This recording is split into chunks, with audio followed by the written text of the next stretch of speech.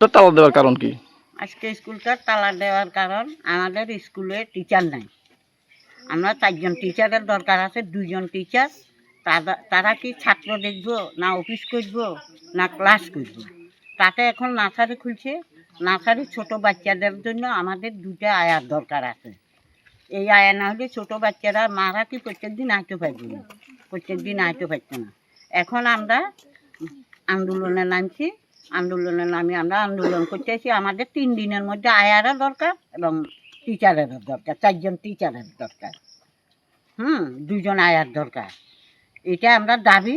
না হলে আমরা স্কুলের গেটে তালা দিচ্ছি, খুলতাম না, খুলবার জন্য দিতাম না।